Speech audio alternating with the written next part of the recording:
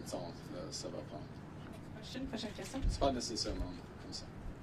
Hi, Prime Minister. Joanna Smith from The Logic. At one point during the meeting in the Oval Office, the President, when talking about the tariffs and talking about a deal, also made very clear that when it comes to autos, his goal is to have car makers make them in the U.S.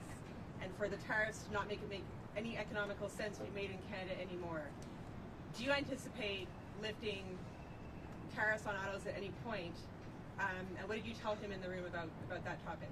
Well, we had discussion about all the major issues in the room, so to speak, in the lunch afterwards, including autos, and specifically, without going into the full details, the strategic position of the North American auto industry, or more specifically the Canadian-U.S. auto industry, versus foreign competition, including from Asia, and how that could be enhanced.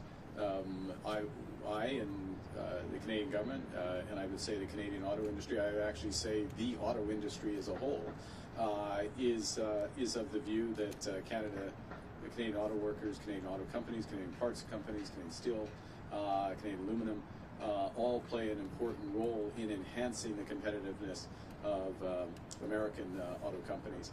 So we will continue to press that case and look for an arrangement that takes full advantage of it for the benefit of the United States, but of course, from our perspective, very much for the benefit of Canada.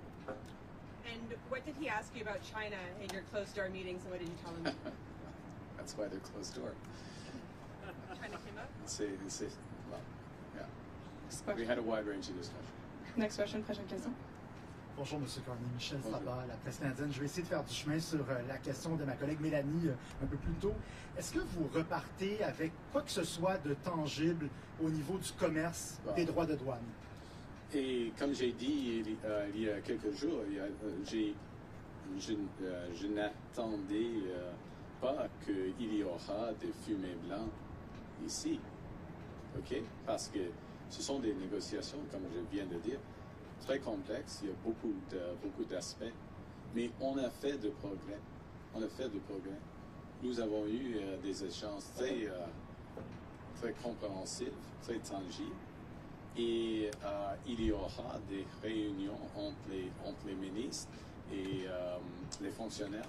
Et puis, entre lui et moi, Monsieur le Président, et moi, se l'appelle, et en Alberta au mi-juin. Alors,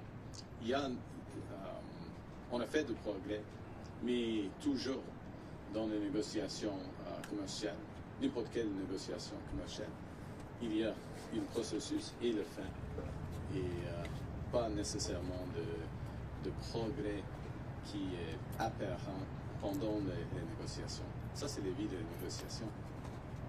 Okay? In English, to summarize, look, in a negotiation, you don't get like little elements of it. You get an end to a negotiation. We're having a very complex negotiation about a wide range of issues, and it's, as I said before I came here, I wouldn't have expected white smoke coming out of this meeting. That was not my expectation, that because of the nature of the negotiation. So you don't expect to have specific progress as things move along, even when you're making progress, because it's a global, that's why it's a global negotiation. Parlant de l'Alberta, que pensez-vous de l'idée de Daniel Smith d'encourager la tenue d'un référendum sur la souveraineté de l'Alberta? Le Canada est plus fort que quand nous travaillons ensemble comme Canadiens et Canadiens. Et je suis albertain. Et je crois fièrement en Canada. Alors, on peut poser la question, mais pour moi, la réponse est claire. Canada's stronger when we work together. As an Albertan, I firmly believe that. You can always ask a question, but I know what I would respond clearly. Prochaine question, next question. Bonjour, M. Carney, Olivier Ferrand-Boissé de TVA. Est-ce que M. Trump vous a convaincu qu'il voulait bel et bien renégocier l'accord de libre-échange? Parce que ça semblait pas clair dans le bureau à Non, c'est clair. C'est clair. Oui, oui. Okay. Vous avez dit à plusieurs reprises que... C'est clair qu'il y aura... Oui. Nous avons commencé la renégociation de nos relations commerciales, y compris la laine. OK? vous aviez dit à plusieurs reprises que, selon vous, M. Trump voulait nous briser pour nous posséder. Est-ce que c'est encore votre lecture de ses intentions après votre rencontre d'aujourd'hui? Je crois nous sommes forts. Et le Canada devient de plus en plus fort, jour après jour, semaine après semaine, avec le nouveau gouvernement. Alors, il va être dessous de cette idée. Prochaine question. Next question. Good afternoon, Prime Minister. JP Tasker, CBC News. How are you? Hi. I'm well, thank you, JP. How are you? I'm good. Good. Do you feel better or worse about Canada-U.S. relations after meeting with the President today? It was a very constructive meeting. I feel better about the relations in the sense of, in many respects, one, the posture, if I can put it that way, or the positioning the President took towards us. Secondly, the breadth of discussion and how concrete the discussions were. These are the discussions you have when you're looking to find solutions, as opposed to laying down terms, if you will.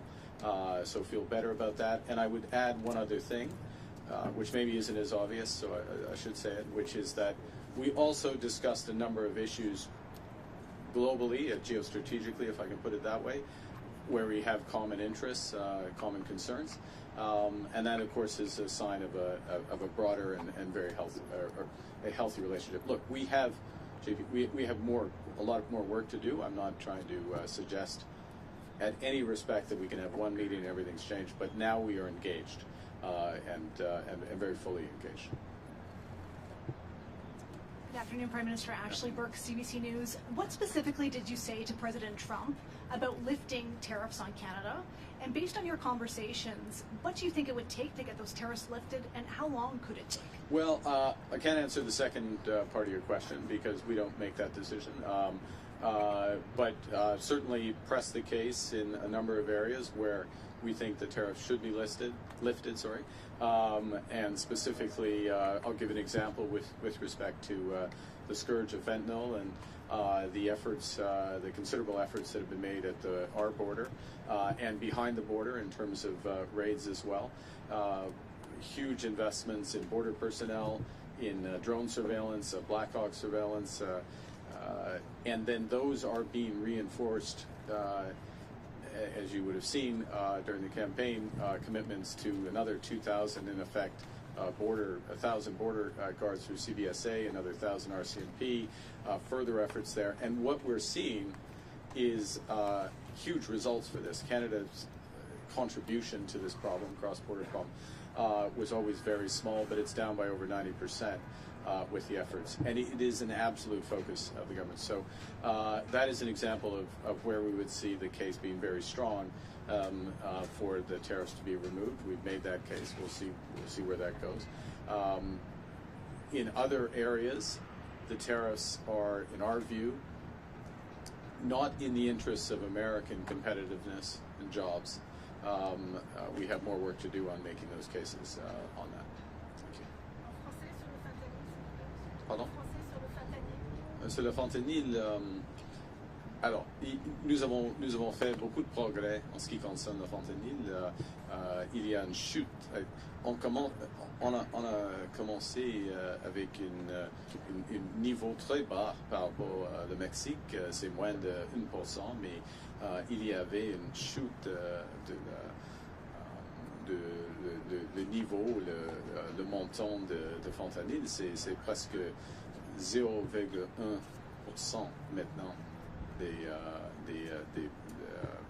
des exemples. Alors, mais c'est pas par hasard, parce que nous avons investi beaucoup en ce qui concerne la sécurité de notre frontière, et mon gouvernement va réinvestir de plus, 20% de plus, par exemple, par rapport les agents de la frontière. Alors, le cas pour enlever ou supprimer les tarifs de fentanyl est très fort maintenant. Thank you. We'll have time for one last question and follow-up. Dernière question, une question de suivi. Hi, Prime Minister. Stephanie Taylor with the National Post.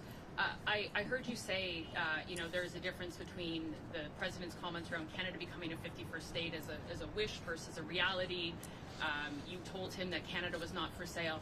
But many Canadians are offended and deeply angered by the fact that he keeps repeating this comment. So have you asked the president to stop calling Canada the 51st state? Yes.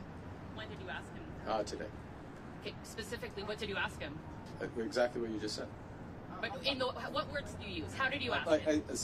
Look, I gave you an answer. Do you have a follow-up? What was his answer? Well, look, I don't know. He's the president. He's his own person. I would go back to showing the difference between a wish and a reality. We're very clear. I've been very clear publicly, consistently. I've been very clear in private. I was clear again in the Oval Office. We'll be clear throughout. The president, he understands that we're having a negotiation between sovereign nations, and that we will only pursue and accept a deal that's in the best interests of Canada, not just in the short term, but in the medium and long term for Canada. J'ai dit, c'est pas utile de répéter cette idée. Je l'ai dit à lui, mais le président, il va dire ce qu'il veut. Pas. Mais il y a une grande différence entre la réalité et la volonté, comme vous le savez. This will be the last question. Sorry, just last question. Okay. Steph didn't take a follow-up. So last question, please. Thank you. Hi, this is Vipal Manga from the Wall Street Journal.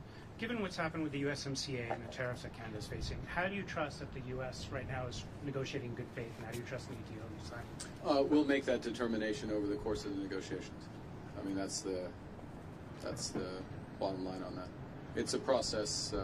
You see, and I would emphasize the following, which is that we have been in the process, as most would know, of an election, and so this is the point at which a serious discussion begins.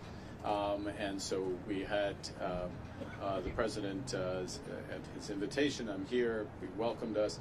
We had a very substantive, wide-ranging discussion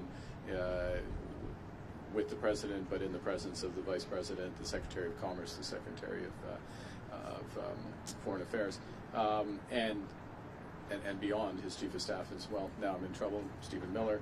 I think that covers it. I hope so. And we have some very specific things to follow up on and build out from that. And in any negotiation, then you make a determination based on that. It also, part of what you make a determination based on are the incentives aligned in the agreement that you get. And I think the lesson would be of this experience is to ensure that the incentives are aligned and durably so between the two countries, and that is a way that agreements are self-reinforcing. Thank you very much. Prime Minister, this was an answer press conference. C'est ce qui met fin à notre conférence de presse. Merci.